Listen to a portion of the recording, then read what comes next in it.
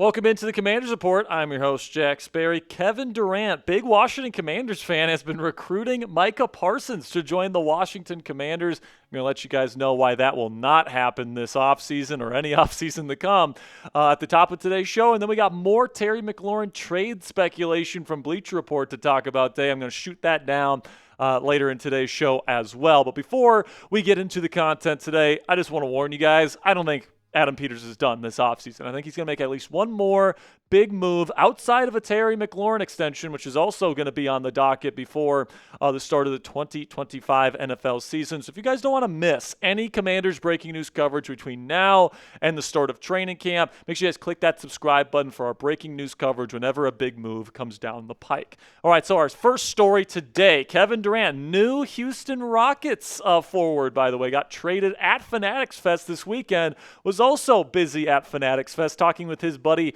Micah Parsons, and he has been actively recruiting Micah to join the Washington Commanders, in which Kevin is a big fan of this football team. This is what he had to say about Micah joining the Commanders. I think he will be a Commander at some point in his career. I would say 2 years from now. And the interesting thing is that Micah knew he was out in public, and he knew that he was saying what he was saying in front of cameras, and he seemed to be open to the idea of joining the Washington Commanders and reuniting specifically with head coach Dan Quinn, saying, and I quote in response to Durant, "I only rock with Dan Quinn." So obviously Quinn and Parsons are very close. If you remember that season of Hard Knocks that they were on, where Quinn was mentoring Parsons in his rookie season, they have a very close bond. And if Parsons does hit the open market, I do think that he would consider the Washington Commanders. But I'm sorry to tell you guys, if you're getting your hopes up that Micah Parsons is going to be wearing burgundy and gold someday, I hate to shoot it down, but it's just not going to happen.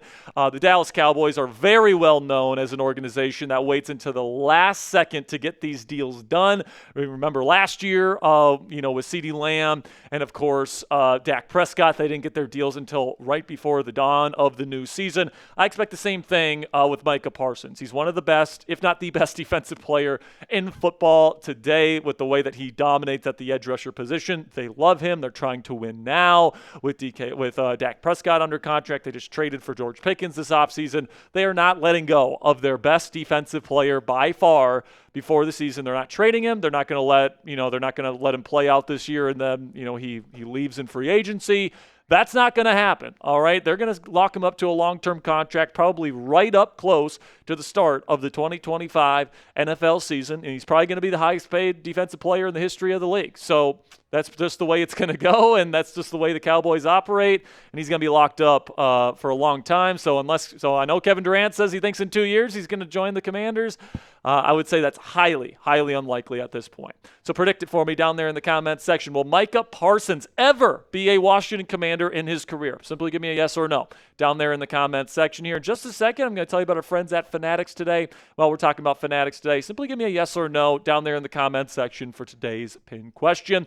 With that said, word from our sponsor today at Fanatics, where you guys can pick up this awesome Washington Commanders t-shirt from our friends at Fanatics at a great price just in time for Commanders training camp, which begins at the end of the month of July. About a month away here, guys. It's just $30 to get this t-shirt in your collection today. Go to chatsports.com/Commanders shirt to pick up your shirt today. It also helps out the channel because every time you make a purchase at our special link, chatsports.com/Commanders shirt, Fanatics sends us part of the proceeds here at the channel. So if you want to help us out, want to help yourself out, get a new Commanders t-shirt for lounging around the house, wearing it for game days, taking it to the Commanders training camp this year, whatever, you guys can get this shirt 25% off from our friends at Fanatics today when you go to chatsports.com/Commanders shirt. That link is in the comments and description of today's show. So now we'll get into some more kind of trade buzz surrounding Terry McLaurin. And, this is what happens when you hold out of mandatory minicamp and, it takes this long to get a deal done. As people start speculating about trade rumors and trade buzz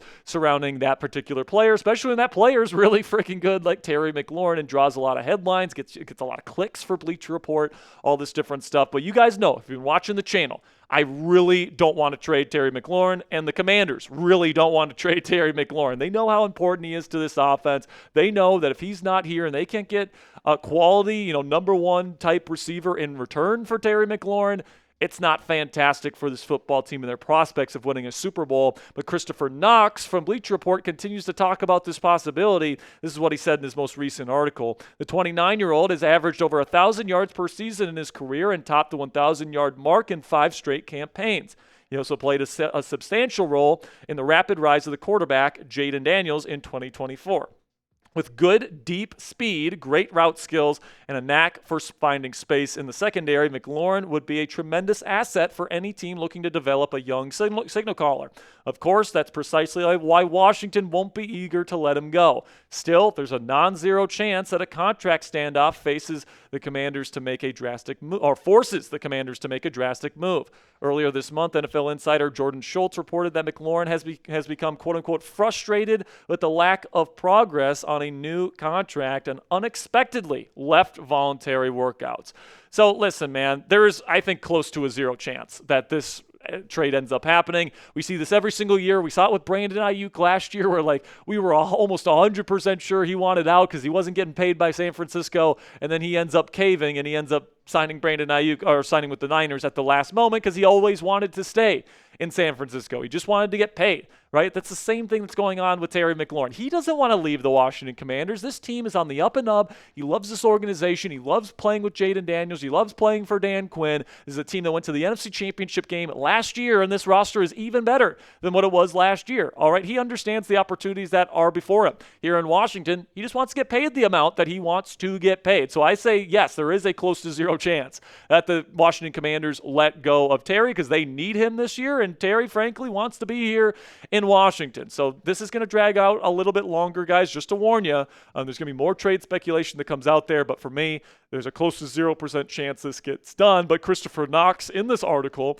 lists the New England Patriots and the Pittsburgh Steelers as the top two listed suitors that could potentially be interested in Terry McLaurin. Knox said this about the Patriots. New England has a promising second-year quarterback in Drake May who could use a reliable pass catcher like McLaurin. When it comes to the Pittsburgh Steelers, Knox said the Steelers are betting big on Aaron Rodgers this season, but have questionable receiver depth behind early offseason trade acquisition DK Metcalf. Now, between these two potential trade partners, I think the Patriots are the far more likely partner. The Pittsburgh Steelers don't really have a receiver that they could offer the Washington Commanders in return. Like, they have DK Metcalf, and then they have a bunch of unproven guys. Calvin Austin III, I think, has talent, but he's not good enough to replace Terry McLaurin. Roman Wilson, completely unproven product out of Michigan 2 years ago, and I don't think his upside is as high as McLaurin's. There's just nobody else that the Commanders would really be interested in unless they can work together on a 3-team trade and get a different receiver in the deal, but that's highly unlikely, and 3-team trades are extremely rare in the NFL. So I do think the Patriots are the more likely between these two because they actually do have a wide receiver that they could offer the Washington Commanders. Now, I know you guys are saying Stephon Diggs, party boat guy, Miami, Playboy, all this different stuff. All that stuff is granted, okay? And by the way, if I'm the Commanders, I am not accepting this deal. But out of all the other teams out there that could potentially offer a trade package to the Commanders, if the Commanders want to come to the table and let go of Terry McLaurin, Stephon Diggs, in my opinion, when he's healthy, is still a number one receiver in this league. He's an elite route runner. You can also get Kayshon Boutte, a young receiver for the future that has chemistry with Jaden Daniels, had a very promising rookie season last year, so you can get 2 wide receivers. One of them is a current number 1. Kayshon Boutte could be a good player for you down the road, very talented player and a good route runner, and you get a second-round pick. Remember, you don't have a second-rounder next year because you got rid of because you got Laramie Tunsil. But that second-round pick, you can recoup that in this potential deal for Terry McLaurin. Personally, I don't want to make this deal because I don't want to get rid of Terry McLaurin. But if I have to trade him, I think the Patriots are one of the teams that actually makes the most sense if I'm being forced to trade Terry McLaurin. But what say you guys? Let me know down there in the comments section. Is there a non-zero chance that McLaurin gets traded this year? Type 1 if you think there's a non-zero chance, meaning he could get traded this year, or type 0 if you think there's zero possibility that the Washington Commanders trade Terry McLaurin this offseason. If I'm being honest with you guys, I'm in the 0 category, but let me know what you guys think down there in the comments section. That'll be it for today's edition of the Commanders Report by Chat Sports. Make sure you guys click that subscribe button if you haven't already for more in-depth Commanders rumors coverage every single day right here on YouTube.